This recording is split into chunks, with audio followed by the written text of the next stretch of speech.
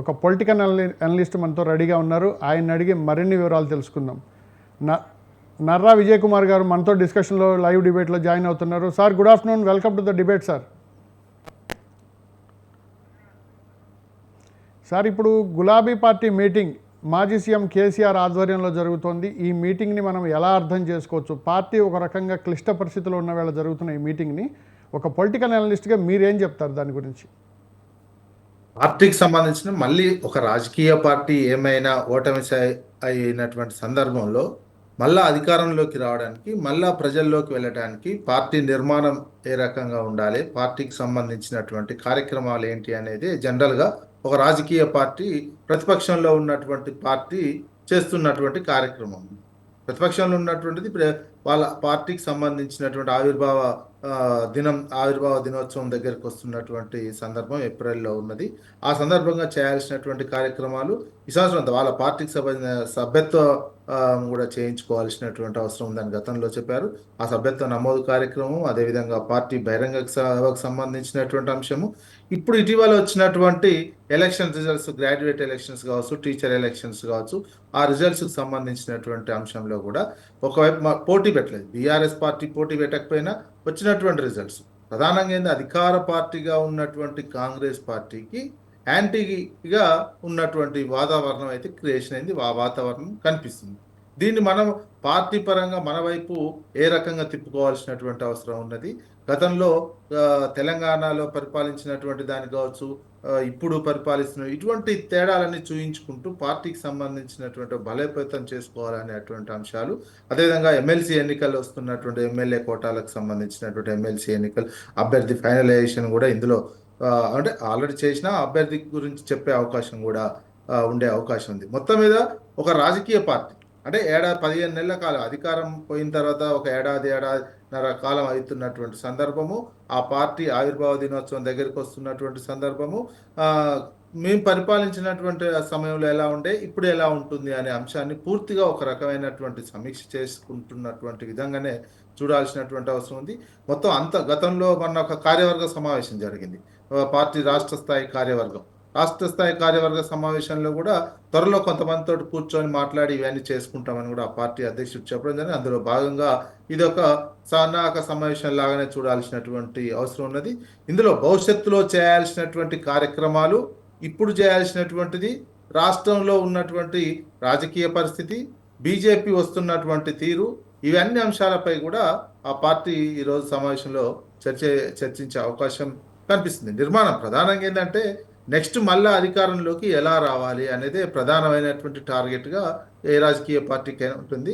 దాన్ని రీచ్ కావడానికి, ఆ గోల్ని రీచ్ కావడానికి వేసుకుంటున్నటువంటి పునాదులలో భాగంగానే ఈ మీటింగ్ చూడాల్సినటువంటి అవసరం అయితే ఉంది. ఇప్పుడు మీరు ఒక విషయం వాల్యుబుల్ పాయింట్ చెప్పారు సార్. ఇప్పుడు ఎమ్మెల్సీ ఎన్నికల్లో ఫలితాలు కాంగ్రెస్ పార్టీకి ప్రతికూలంగా వచ్చాయి. బీజేపీ రైజ్ అవుతుంది ఉండే కొద్దీ.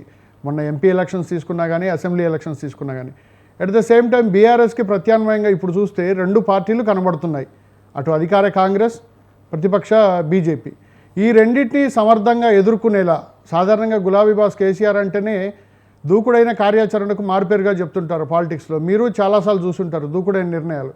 ఇప్పుడు ఈ క్లిష్ట పరిస్థితులలో, అంటే మొన్నటి వరకు పార్టీ ఎమ్మెల్యేలు మారడం, పార్టీలు మారడం, ఎంపీలు కొంతమంది ఇది కావడం, ఇలాంటి పరిస్థితుల్లో కేసీఆర్ భవిష్యత్ కార్యాచరణ, అంటే గులాబీ పార్టీ కార్యాచరణ ఎలా ఉండబోతుంది?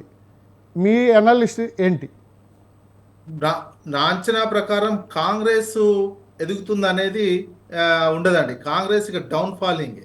కాంగ్రెస్ పార్టీకి సంబంధించినటువంటిది రాష్ట్రంలో డౌన్ ఫాలింగే. ఇప్పుడు వాళ్ళు ఉన్నటువంటి అంశాలు స్థానిక సంస్థల ఎలక్షన్లో కూడా బయటపడే అవకాశం కనిపిస్తుంది. కాంగ్రెస్ పార్టీ క్రమక్రమంగా అధికారంలో ఉన్నటువంటి పార్టీ కాబట్టి వాళ్ళకు వస్తున్నాయి అన్ని మైనస్లే ఉంటాయి. ఒకసారి మైనస్ అవుతుంది అంటే ఇక అది మైనస్లోకి వెళ్ళిపోతున్నటువంటి దశ కనిపిస్తుంటుంది. ఇక నెక్స్ట్ స్థానిక సంస్థల ఎలక్షన్లు, నెక్స్ట్ అసెంబ్లీ ఎలక్షన్, జనరల్ ఎలక్షన్లు వచ్చేటువంటి సమయంలోకి రకరకాల అంశాలు ముందుకు వస్తాయి. ఇప్పుడు వరల్డ్ అంతా కూడా ప్రధానంగా నడుస్తున్నది. అమెరికా ఏం చెప్తున్నది, నాదేంది, నా దేశము నాది అనేది. ఒక ప్రాంతీయ అస్తిత్వము, ప్రాంతానికి సంబంధించినటువంటి అంశాలే ప్రధానమైనటువంటి ఎజెండాగా మారబోతాయి. ఒకవేళ నియోజకవర్గాల పునర్విభజన అయితే సౌత్ ఇండియాకు సంబంధించినటువంటి అన్యాయం ఒకటి జరుగుతుంది.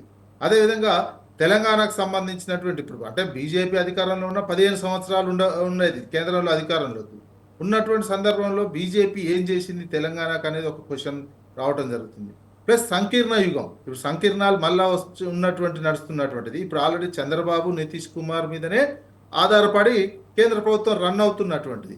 ఇట్లాంటి సందర్భంలో ఏ రాష్ట్ర ప్రయోజనాలు ఆ రాష్ట్రానికి సంబంధించినటువంటి అంశాలు తాము పరిష్కరించుకోవాలనుకున్నట్లయితే ఎంపీలు మన చేతిలో ఉండాలనే ఒక వాదం ప్రధానంగా ప్రజల ముందు ఎజెండాగానే వచ్చే అవకాశం కనిపిస్తుంది. ఇప్పుడు చంద్రబాబు నాయుడు ఏ రకంగా సంకీర్ణ దాంట్లో శాసించి నిధులు ఎక్కువ తీసుకుపోతున్నాడు, నితీష్ కుమార్ ఏ రకంగా తీసుకుపోతున్నారు, ఈ పోలికలతోటి ఎలక్షన్స్ జరిగే అవకాశం ఉంటుంది రేపు ఎలక్షన్లో. ఎందుకంటే ప్రస్తుతం ప్రపంచవ్యాప్తంగా ఎక్కడ చూసినా ఉన్నటువంటిది ముందు నా దేశం, ముందు నా ప్రాంతం అనే అంశమే ప్రధానంగా ప్రజల్లో కూడా అదే పోతుంది. అదే ఆ రకంగానే ప్రజల మూడ్ ట్యూన్ అయి ఉన్నారు, ప్రజల చైతన్యం ఆ రకంగానే ఉంటున్నటువంటిది. ముందు మా ప్రాంతానికి ఏం జరుగుతుంది అభివృద్ధి అనేదే ప్రధానమైనటువంటి ఎజెండాగా 15 సంవత్సరాల అధికారంలో ఉన్న బీజేపీ ఇక్కడ అధికారంలో ఉన్నటువంటి కాంగ్రెస్ పార్టీ మైనస్ అవుతున్నప్పటికీ అదే స్థాయిలో బీజేపీ ప్లస్ అయ్యే అవకాశం చాలా తక్కువగానే ఉంది. ఇప్పుడు ఒక గ్రాడ్యుయేట్ ఎలక్షన్లో కావచ్చు, గ్రాడ్యుయేట్ ఎలక్షన్లో ఇప్పుడు ప్రధానమైనటువంటి ప్రతిపక్షంగా ఉన్నటువంటి బీఆర్ఎస్ పార్టీ పోటీ చేయనటువంటి సందర్భంలో మన ఎంపీ రిజల్ట్స్ వచ్చినటువంటి కనిపించింది ఎంపీలు అక్కడ ఉన్నటువంటిది. అదే అసెంబ్లీ ఎన్నికలకు వచ్చేటువంటి సమయంలోకి ఎజెండా, రాష్ట్ర ఎజెండా, ప్రజల ఎజెండా, ప్రజలకు సంబంధించిన సిస్టమ్ ఇదంతా మారిపోయే అవకాశం ఉంటుంది.